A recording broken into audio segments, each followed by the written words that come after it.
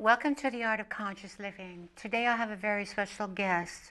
Her name is Grace. She's an incredible modern-day shamanic woman, a very wise woman, a woman who has had a life of incredible challenges, but yet she has turned it into incredible, absolutely gifts.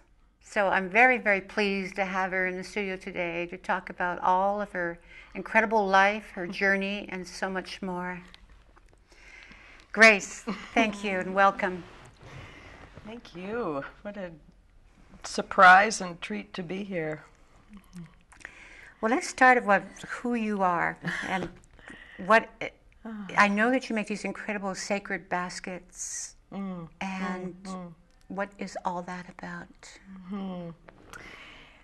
The prayer baskets. Yeah, the medicine baskets. The medicine baskets. Wow. You know, you started with another question. Tell me who you are, and that one just that just opened all the veils. Yes. And it's like It's like baskets. We're not talking about baskets, darling. Who am I? Well, who are you to make those baskets? Who am and I why to are you make making those sacred baskets Yeah. in the who-ness of who you are? So, it seems, I feel so ordinary. I feel like such an ordinary being. And actually who I am is absolutely everything. I am absolutely everything. I am, and it seems like too big a thing to say. It seems like it's supposed to be a Facebook post or written in some ancient text. But I now know that I am all that is. And the medicine baskets are a result of having the experience that, having several experiences that let me remember that truth about myself and you and everyone. I had a near-death experience. I had a premonition one morning that I was going to die of a heart attack, and that the gentleman whose house I was staying at would come home from whatever errand he was doing and find me lying in the ground, call the EMTs or whoever you call, 911 or whatever, and that they would come and pronounce me dead and put the sheet over my head. And I thought, wow, what an interesting day. What an interesting day. And prior to that, I was tired. I was really, really tired. And the thought of dying didn't trouble me. It didn't trouble me, and I thought, okay, well, great. Well, let's just go with this. Did it actually happen? Yeah. This premonition? Yeah, it did. And, yes, it did. And, so I got to have the experience of my life passing before me, and I scribbled in my spiral notebook my will, and I'm going, how do you write a will? How do you write a will? And I wrote, with pure heart, because by the time I'd gotten to the point of writing the will, I had gone through the heart squeezes. I'd had several, the pains and the heart squeezings. And with each squeeze, it squeezed out whatever last bits of fear or any last bits of forgiveness or anything that it was like, my heart was so full. My heart felt so pure and so full of love that I wasn't afraid at all. I was like, oh, thank God I get to finally rest, and I really, and I'm full of love. Anyway, so I did it a little unconventionally. Instead of calling 911, I contacted 3 medicine people. One was a shamanic student of mine, and 2 were a couple of healers that I'd been working with, and they joined me on Skype. So they held space on Skype while I died. And it was a beautiful experience, and they were there when I came back, and they typed in what that experience was like or talked, and they saw the beings come and They saw the beings come to escort me, and all the animals. I've had an animal rescue. I've worked with lots and lots of animals in this lifetime, or that lifetime. When you say that lifetime? Prior to the near-death experience, which was on June 11th, 2012. And what did you physically die of at that moment? Well, I say it was a heart attack. That's I'm not a doctor. But you had symptoms of heart. Yeah, I had symptoms. Which is your numbing of your arms. Yep, and your the arm numb, the extreme pain, and the falling over dead. Anyway, I went on to have some strokes, and the strokes were beautiful too. I was not at all afraid of dying. I'd been there, I'd come back. The strokes were beautiful journeys through the brain, profound experiences. Anyway, by the time I finished with dying and having some strokes, I was a little crippled up. So, it left you paralyzed. well, not paralyzed, but I was, my body was compromised, and I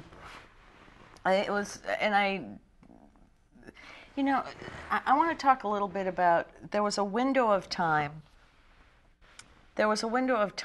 that, so I went to the other side. I went to Stardust. I went to that place where Rumi says, I think it's Rumi, says, I'll meet you out beyond, where, it's like I went to that place beyond. And it's a symphony. It's a symphony. And each one of us is a note in that symphony. And I got to experience coming back.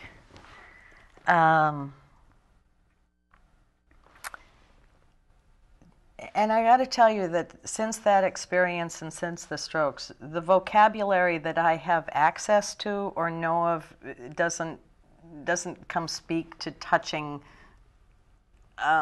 describing the experiences. But it's a symphony out there, and we're each one note. It's vibration, it's energy. That's it. We're all energy. This is energy, this is energy, this is vibrating differently than this. This is vibrating differently than this, but it's all the same. That's all. We are really all that is. We're all connected. We're just vibrating at different frequencies. At the point of getting, so there was a couple of days where getting back into my body, I had a sense that I was over here. And it was like really working to get back in this vessel, in the vehicle. And I had access to everything, quantum physics. I had access to absolutely everything. I was completely telepathic. I was in that space where everything comes from. And so for a couple of days I still had that. And one of the beautiful things is that in this last year and a half, I've got to get the condensed, the beyond the fast track, the lightning track review of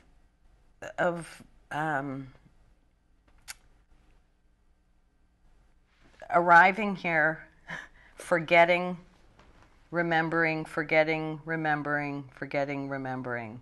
So when I first came back after dying, I absolutely had access to everything. I was in that place of being able to put my hands through furniture and walls and, just be that. And remember why I came back, and then go through the process of absolutely forgetting. Anyway, there was a day that I was outside. It was a few days after the experience, and I'd forgotten everything. I forgot what a chair was. I was just really in this state of absolute awe of like, wow, where am I? And still playing with the dimensions and like kind of going like, like what the bleep do we know, and just kind of playing with it and having access to any information I wanted.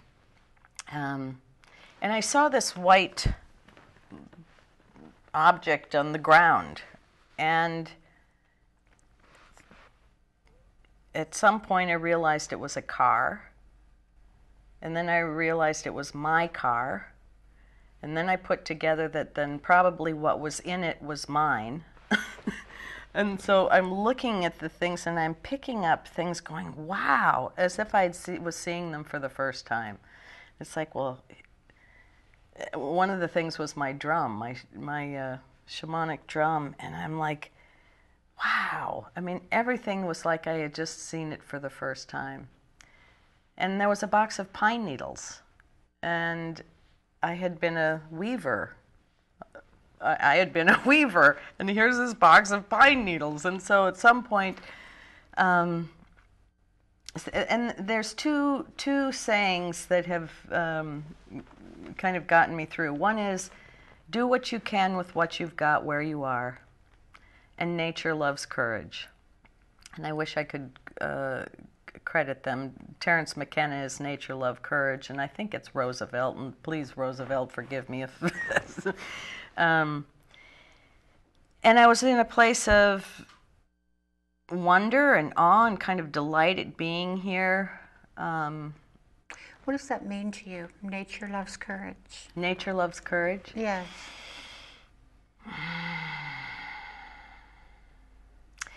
To me, it's, and I've had this experience several times before, but in that moment, this,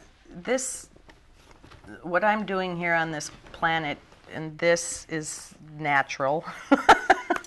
This earth, this nature, this life, and courage is kind of the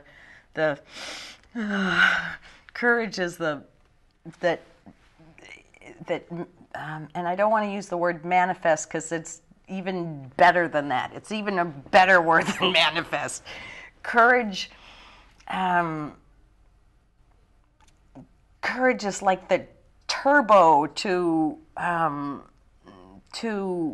the given action of the moment. To the creation. It's yes. like the turbocharge to the creation. It's like the life, and so it takes great courage to like want to live. It takes great courage to be in a what might be considered a frightening or challenging position and courage your way through. It's like fuck. This could be perceived as a really strange or scary or frightening situation, and courage blows that away. And I have a sense that you are being called on that because of your experience that you went through, of the near-death experience, and acclimating yourself back to your body again. And where you're at now, it seems to be that there's an urgency to stay with it, to renew it, to honor it at every moment, which actually is an incredible blessing in itself. Yeah. I can say hell now with some of the last year and a half has been hell. And I even love that now. I love that. You embrace the hell. Oh yeah. You embrace the good, the bad, and the ugly. Oh, there isn't any of that. It all just is. Uh-huh. We think we got to go. This is good. This is bad. Oh, I chose that. Oh, this I should have done that. I need to do that. It's like this should happen. That should not happen. This should happen. If I coulda, woulda, whatever it is. Really, it is all that. It just is. And the way we perceive that it is that's a story too, because it's so much bigger, it's so much more profound, it's bigger than you can imagine. So it's like you pick an illusion to collude with, and that's what happens. Pick an illusion. Pick an illusion, because it's kind of mind blowing to have journeyed in all the places I've journeyed, like during the so there was a bigger stroke, and then I guess they're called TIAs, and I don't know what the medical thing is, and I kind of don't care, because to me they were journeys. But our normal, our natural energy flows through our pineal gland without us even thinking, without even knowing you have a pineal gland, without activating it or identifying it, that's just the way things happen. And during the brain journeys, it came up and bypassed the pineal gland, and I got to journey through these like other portals in my brain that, and because I wasn't afraid, it was like, whoa, here we go. Oh, I wonder where I'm going. Oh, I wonder. And where were you going? Well, other dimensions or other parallel dimensions. Yes, that one of them went out to this place, and I'm like out there going, wow. And I'm not out there going because, but now I'm sitting here, coming up with a way to tell the story. Right. Give me an example of one of these dimensions so I or go experiences. out this. It's like out this portal in the brain, and I'm in a place. And I've been pretty open-minded and had my mind blown open, and prior to these experiences, and I mean, I lived my life that anything was possible, and I don't know everything, and it's pretty massive and expansive. But I went out this other place in my, other portal in my brain, and it was like, wow, this totally blows the idea of affinity. This is like, oh, it's even bigger than the way that multiple universes and infinity has been mentioned. So give me an example. What was that so I was experience? journeying out there, and it was like, wow. What was it like to be there? What was it like to be there? Well, it reminded me of a DMT. It was actually some of the DMT, the sacred plant journeys that I've experienced. Even those were small. I mean, those seemed like small potatoes compared to this journey out the other this hole in my brain. So it was kind of that. It was fractal and multi-dimensional, and so take the biggest or the most expansive or the most bizarre thought that you can come up with of the universe or expansion, and then crank the dial on that. And I'm out there kind of going, wow, this is just fabulous. And at some point, and so when I'd have the strokes or the TIAs, there was a possibility that I'd die, and I was fine with that because I'd already, it was like, oh, cool, maybe I'm dying. And then at some point I would get it that, oh, this was not another death experience. This was a stroke. And so there would be a time of when the journey would shift, and it's like coming back. And so the movie changes, and it's like, okay, we're dialing her in. And it gets smaller and smaller and comes back. And so the dial was being turned, and I was headed back. And I thought, wow, it's like I'm going back to the human experience. Oh, I'm going back to the human experience.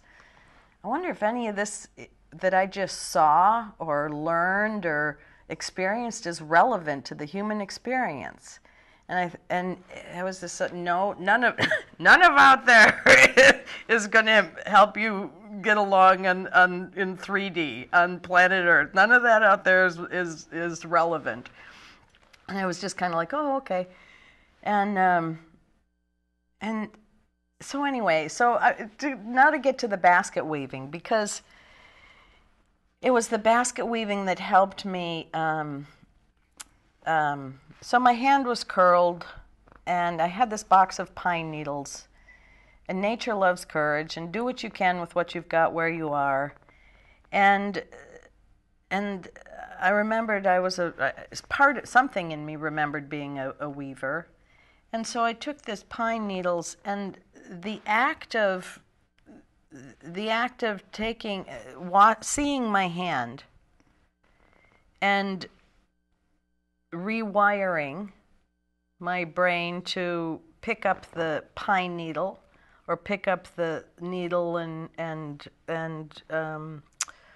raffia that I sewed with, the focus with which it took for me to do there took me into the moment. I mean, into the exquisite moment, that exquisite moment, and I'm going to weep because it's in that weaving it was as close as I could be back to the other side. Being that present and that focused. And I believe that in that weaving, in that focus, in that courage, I called in what I needed to heal. Because I could be that present and that courageous and maybe that fucking crazy. But it takes a dash of crazy to go to examine one's life. Oh yeah. I was called crazy from a little girl. Mm-hmm. I was very fortunate that at 7 years old, I went off to a camp. You know, it was a girls' riding camp. It seemed just like a girls' riding camp. But the woman who ran the place, I will always consider her my the first medicine woman I studied with. I was 7 years old. I'm there at this beautiful, beautiful place in Wisconsin with, thoroughbred horses, and right across the road from Taliesin, and Eloise saw me. I'm a little 7-year-old girl, and I'm talking to spirits, and I'm not afraid to be in the woods and talk to the things that I'm seeing, and she took me aside and she said, "You're special." And not special like, to separate me, but to help me be okay, and to give me permission, and to kind of bless that here's a little girl who's, totally in touch with the nature spirits and the other spirits. And so she gave me permission, and she kind of just, it's like, it's okay to be out there. And it wasn't even be out there. It was like, just be me, have gifts. Give me an idea of a typical example of a typical day for you, if there is such a word as typical. Now? You're right. Oh. You travel from Oregon, and you're here in Northern California, and you just, at whim, you go where you want. You live in your van. You don't live in a conventional life where you live in a brick and mortar house or apartment. No. You travel in your van, you live in your van, your world is in your van, you move your van at will, and you weave these incredible sacred medicine baskets that are all of these material that you find in nature. You sell these baskets, and you live off of that meager living. But yet there's an incredible peace within you, incredible Yeah. curiosity, and incredible, you're calling the shots exactly how you want them to be. Now I am. And I have, there are so many people that,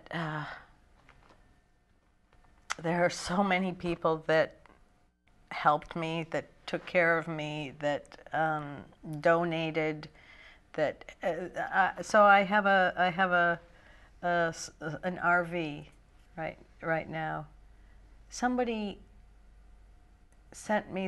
suggested that I get that. It was her idea.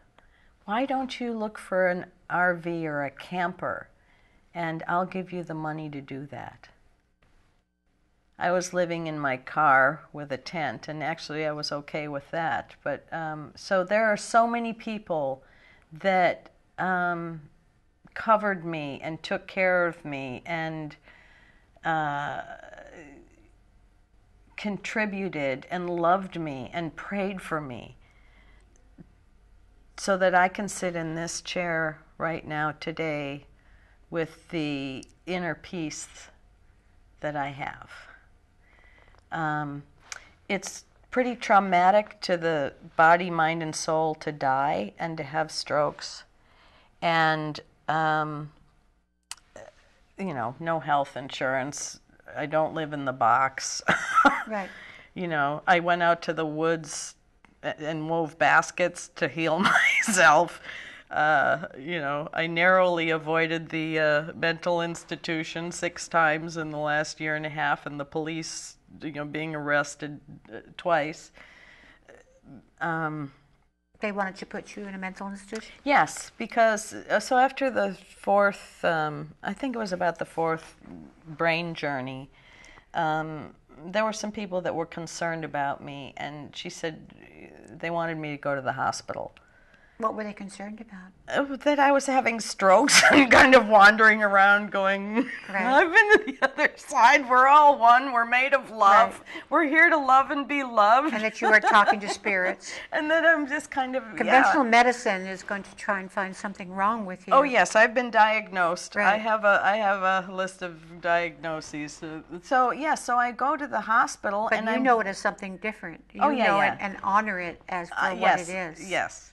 For instance, the woman, when you were 7 years old, Yeah.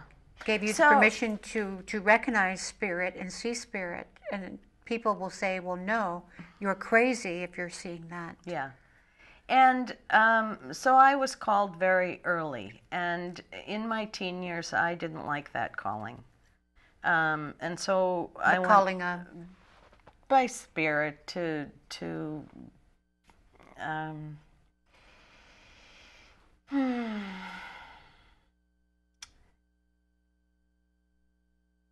so what's coming to say is to be an alchemist, to transmute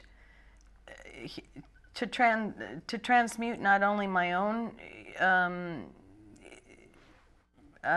experiences of human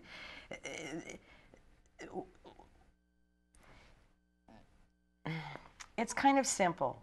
Keep going until you get to love. That's it. I mean, it's like, and it seems love is it. That's what we're doing here. That's what we're made out of. So keep going until you get to love.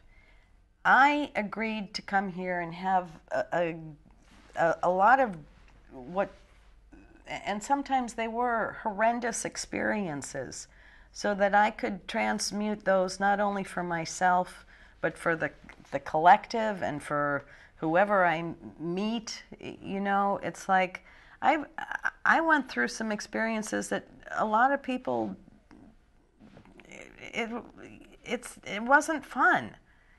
And I'm sitting here right now, and I'm okay. Not only am I okay, but there's a peace inside of me. There's a peace inside of me. I got about $400. I got an RV. I'm living in a parking lot right now, and I'm happy. Do you seek to have a conventional box like everybody else has, which is a home, an apartment, and a job, and all that security and what everybody else is doing and seeking? Do you miss it, or do you want it, or do you feel I've had that all of those things. I've had all of those things. I had a farm. I had a business. I mean, I was a businesswoman. I used to wear a badge. I wore blue eyeshadow. And you also are a mother. You have a child. And you know what? I'm going to say I was a mother. Yes. Because. But right now, let's address that. Do you feel that you're missing out on something right now? Do you feel that other people have and you don't have? You have $400. You're living in a van.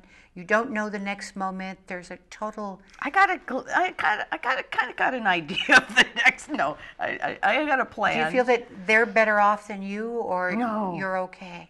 I'm okay. And you're happy with this? You know, there's room for more. Mm-hmm. There's room for more. What would more And be? I would welcome more. Oh my God, I'd love to go to Peru and be with the Shipibos, and I would love to. Oh, I would love to make love by the creek, and you know, I'd love to be having great sex with somebody fabulous. You know, so there's room for things, but I'm okay without any of that. You know, I'm okay. I mean, and I wasn't, you know, 5 months ago I wasn't, or, you know, a year ago. And it wasn't that I wasn't, it was just that it wasn't anchored like it is now. And now it's anchored in my being, that there's nothing to be afraid of. What was the pivotal moment, Grace, that anchored you where you are at right now? Well, I'll tell you. Let's see, a pivotal moment. You know, I love that you say that, because, like it's like a moment is a blip of time, and it was an experience. Yeah. It was an experience at one moment, in one day or one month, and something led you up to something to come to this idea that you were okay. So there was a process of integrating these experiences, and, you know, I am a spirit, and I have the great privilege of having this vehicle to this mortal coil of body. Yeah, this Halloween suit costume. You know, I have the great privilege of this costume. And a temporary moment. It's a very temporary moment. Yes. And when I first, there was quite a bit of time after I died, and in the last year and a half, that I was going, what the fuck did I come back for? What am I doing here? I want to go home. I want to go home. I want to go home. I just kept going, I want to go home. And but suicide wasn't an option. It's like, okay, I just want to go home. I just want to go back there, because this is really hard. This bumping around being homeless, this bumping around being misunderstood, this bumping around being blamed or whacked, or it's like, what am I doing here? Or feeling alone. Oh yeah. And all the burdens on your shoulder. Well, just you. It wasn't burden. It was just like I had so many revelations. It's like, you know, I mean, it's like, what are we doing building buildings? What are fucking neon lights? I don't get why people are doing what they're doing. It's like. But getting back again to that pivotal moment. Oh, the pivotal moment or a moment in time where you start thinking that this is okay now, opposed to that. Yeah.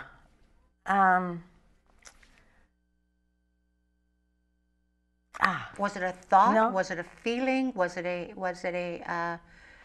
knowing? It was a kind of a settling. It's okay. So it was a settling. It was when my spirit kind of when it really landed in my body, and I knew it was.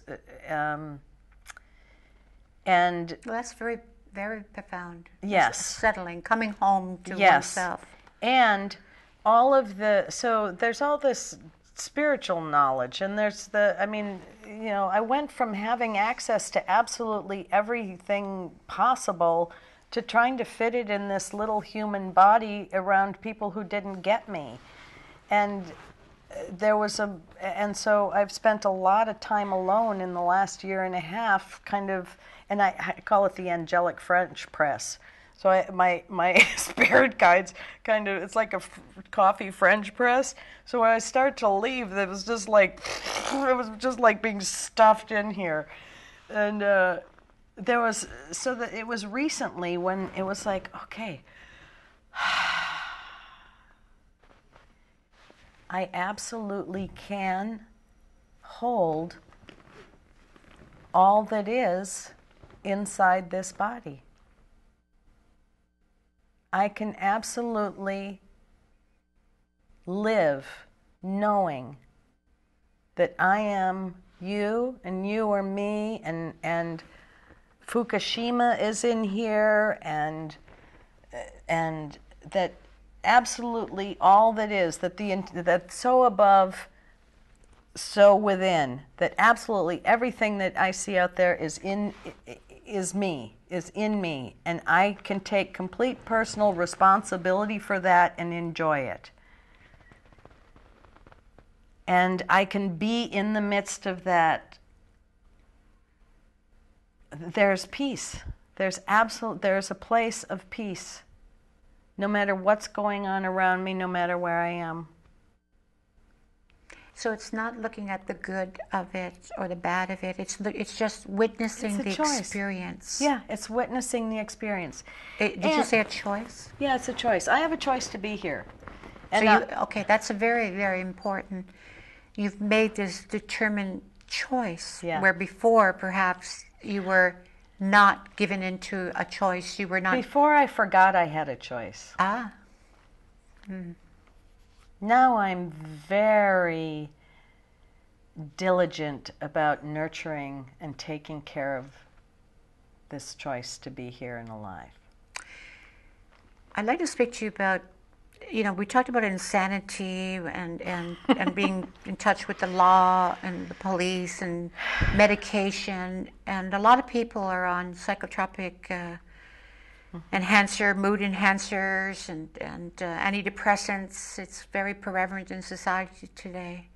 Have you experienced any of these drugs? Yeah. And if you have, what was that experience, and are you on them now? And No. I'm on Ayurvedic. I have an Ayurvedic doctor. And what was your experience with these? So about 30 years ago, so I went through a period of, so I was a little girl and I knew a lot of things, had access, beings and dimensions, and so the drugs would suppress all that. They would have. And then I went through a period of sex, drugs, and rock and roll, and crazy. And I got arrested. I kind of covered it all in one. Drunk driving, tailgating, and suspicion of prostitution. So I kind of got it all out of the way in one arrest back in my, I guess it was early 30s. And did the clean and sober, did this, but I went stark raving. I was, stark raving raw, without drugs and without mass quantities of recreational drugs and alcohol. I was raw. And I went to a treatment center. I was diagnosed with, you could name it, I was diagnosed with, I was a survivor of everything. I was a rape survivor, a ritual abuse survivor, whatever you can survive. I was labeled. I'm an alcoholic. I'm a drug addict. I'm a rape survivor. I'm a ritual abuse survivor. I'm a survivor of being a survivor of being whatever. I was diagnosed with bipolar and dissociative disorder, and I don't know. It seemed like a long list, and put on antidepressants and anti-seizure and anti-human and anti-human. Take this anti-human pill. And how did you? Anti-spirit. Yes. How did you feel on these medications? How did they affect your mindset and your Well, energy? this is a really long time ago. Yes. Decades ago. Well, yeah. There's a remembrance I of it remember them somewhere. inducing like psychotic episodes, and it's like, I was writing a book back then, and I was actually writing a book with this therapist, and we would sit and we would record. One of the chapters of the book was the antidepressant of the month club, because they're fucking crazy. They make you like, do crazy things, and then they take you off of that, and then they put you on another one, so those chemicals are coming out of your system, and then they just pumped you through. What did they make you do and feel and think? These drugs. I don't. What did they make me think, feel, and do?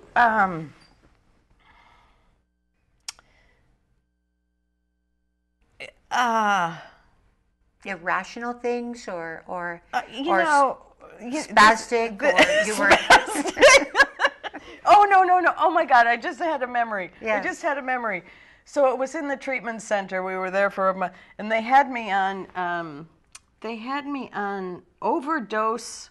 Actually, they overdosed me on lithium, but this other patient and I were playing ping pong, and I think the ball was going by me, and I went.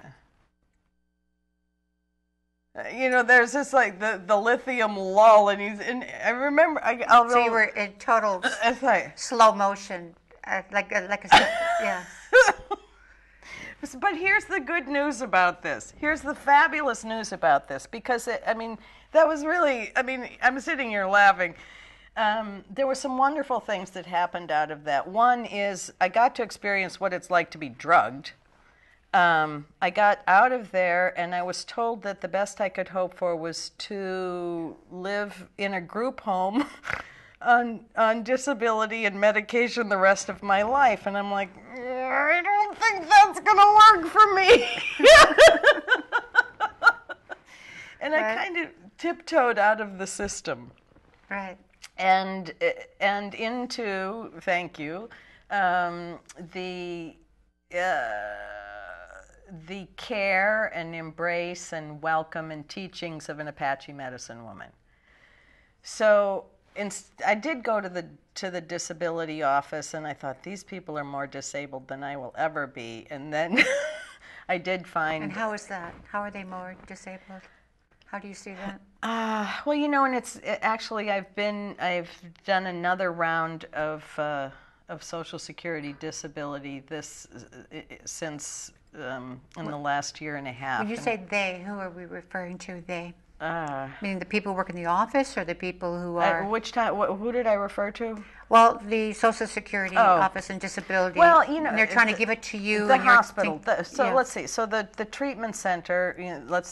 There's a they, and I also want to say that there really is no they. So there's others. The illusion that I created those they. Right. When you say they're more disability than you, so I'm having a sense that you're saying that they're not connected to their spirit like you are. Well, and it's they are just going through the motions of living. This kind of sums it up. I come back from the dead. I come back with this profound wisdom, and I'm scribbling. We're made of love. We're here. I'm at the hospital going, we're made of love. We're made of love. And I'm just like, I could tell you whatever, you want to go to church? Just talk to me. I'll tell you. Do you need a hug? I'll just zap you with this, I just came from there. I'm full of stardust. Don't you just want me to hug you? Diagnosed, it's like, okay, it doesn't really get, how we are with babies when babies get here and we're like, because yes. They just came from there? Yes. Well, I did that, except I was in a, 56-year-old body at the right. time, and maybe I wasn't as cute and adorable as a Poochie baby, but I was carrying the vibe. And they're saying to you, And they're saying to me, you're not supposed to be like that. They're saying put her on you psych need to meds, suppress that, and we need we need to suppress that. We need to suppress that. We need to lock her up. We need to put her in protect. And I'm like, And as long as you subscribe to that, then you were not finding your true beauty and your true self. well, 30 years ago, 30 years ago, 30 years ago seems like a long time ago. And, it really is a long time ago. And, well, time is an illusion. Perhaps it's really not. It is. So long it is ago. an illusion. So what I learned, maybe what I learned last time was like, no, there's no way you're putting me on psych meds, and that's not. But here's one of the beauties. Okay, so I came out of that, and I landed in the care of an Apache medicine woman. I got off all the meds. She said, "You're not crazy. You're gifted." I'm going, oh, I'm hearing this again. I'm not crazy, I'm gifted. Somebody told me that when I was 7. Why did I forget? And then I come out of the treatment center, 30 years ago, and the Apache medicine woman says to me, "You're not crazy, you're gifted." And I'm going, wow, thank you. But what that experience taught me and gave me the experience of was getting off psych meds. And I've helped many people over the years get off psych meds and be okay with, it's like, no, you're not crazy. You're having an experience. You're having, And so much of my work used to be with helping people who had misdiagnosed insanity. To help, that this is a spiritual experience, or this is a shamanic initiation, or there's some calling here, or there's, you're not crazy, and yes, we do kind of need to be careful who we talk to, because... and quite simply and essentially, it's not what is wrong with you, it's what is right with you, and what you are doing to contribute to the beauty of yourself and to others. Well, I get that some people are scared of me, but I didn't. I remember I did a. Why would they be scared of you?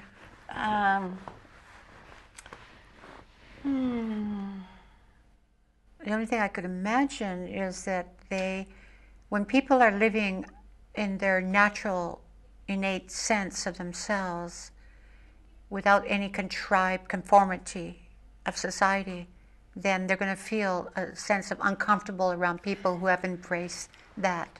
It's almost like a wild animal is in their midst. Yeah, a wolf is there, and the instincts go up, and they are domesticated, most people, and all of a sudden they have this person who's very much in tune with their natural, innate feelings and spirit, and it's like the wolf is in the room now. Yeah.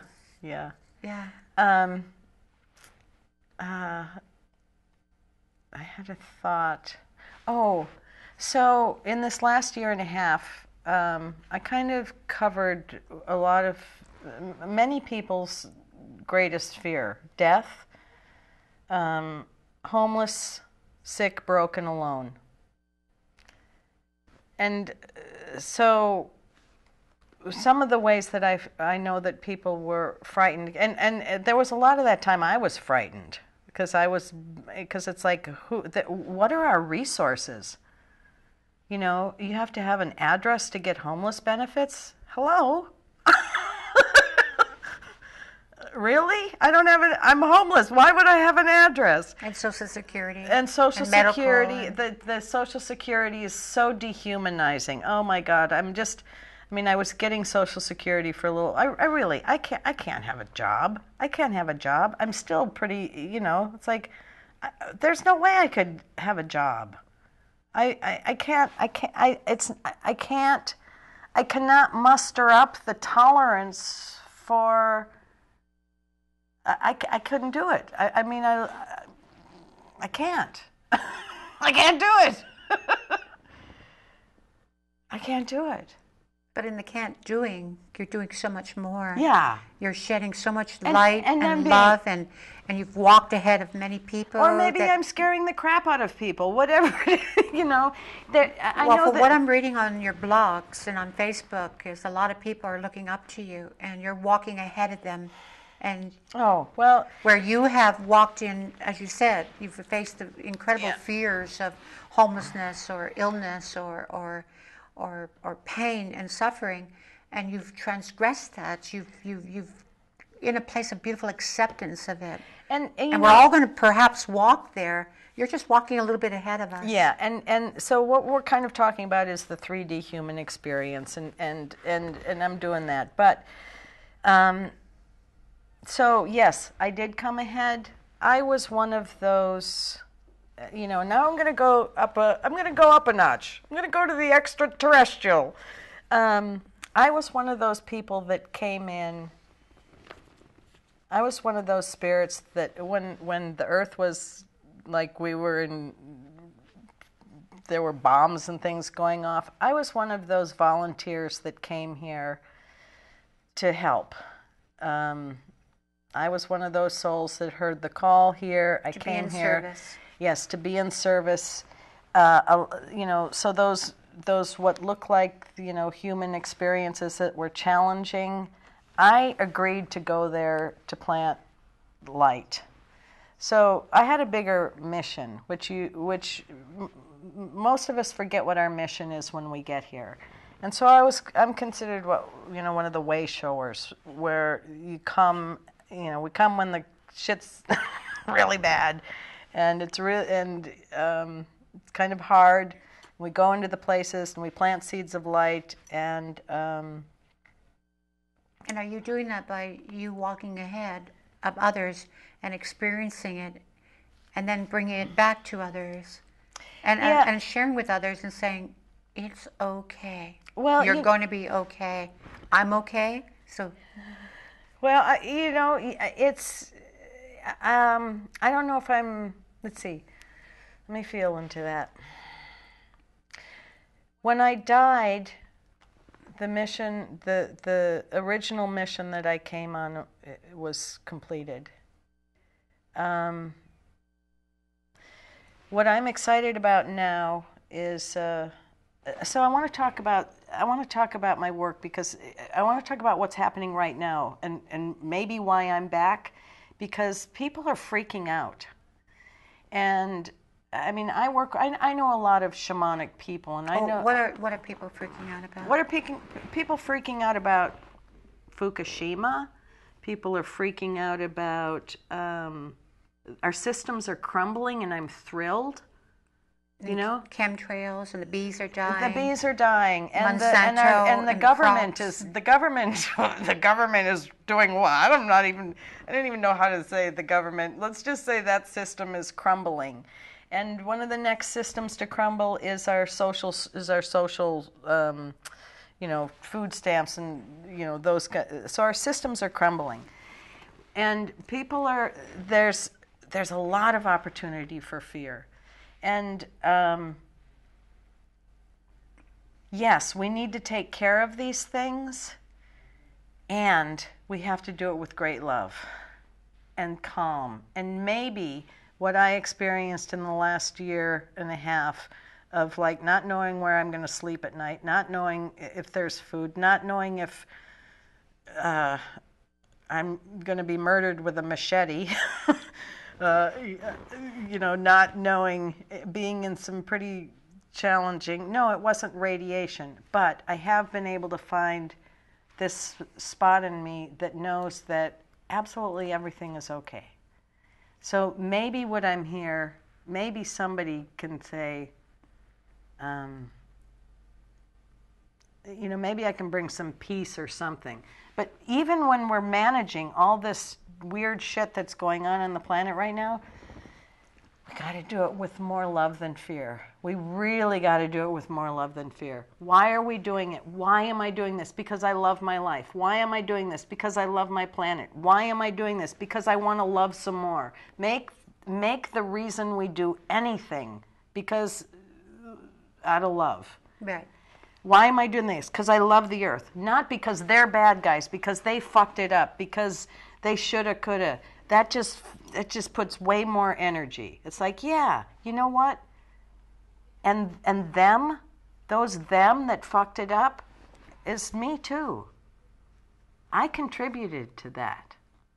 Whatever, there is no them. If there's something, Fukushima, I did that. I did that. How did you do that?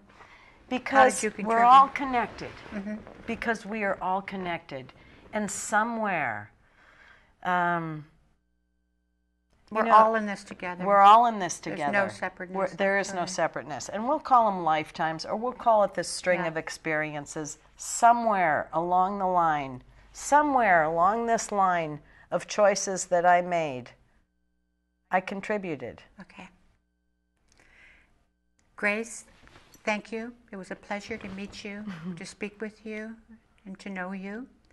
And I'd like to bring you back again. We have so much more to talk about. Yeah. But thank you. Thank you. And from the Art of Conscious Living, do take care of yourselves and take care of others.